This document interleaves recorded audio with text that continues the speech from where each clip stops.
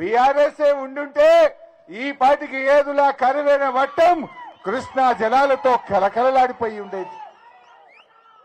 ఆనాడే కేసీఆర్ గారు వచ్చి పాలమూరు మోటార్లు ఆన్ చేసి నార్లాపూర్ నింపలేదా? నార్లాపూర్లో నీళ్లు పోయించలేదా? ఇప్పుడు పోయి చూస్తే నార్లాపూర్లో నీళ్లు కనబడేవా? మా అంటే గట్టిగా చేస్తే నెల రోజుల పని.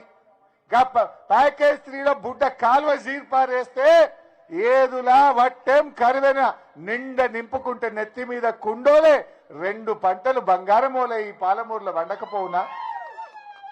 అరే ఈ ప్రాజెక్టుకు కేసులేసిండ్రు, అడ్డం పడ్డారు, బ్యాంకుల నుంచి డబ్బులు రానియలే.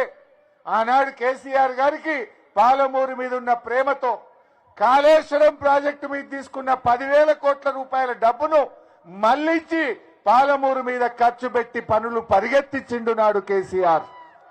10,000 కోట్లు కాళేశ్వరంకి అనుమతులు వచ్చినాయి గనక అక్కడ బ్యాంకుల నుంచి డబ్బులు తెచ్చి దాన్ని పాలమూరుకు మళ్లించి పనులు జరిపించి పాలమూరు మీద ప్రేమను జాటిండు మన కేసీఆర్.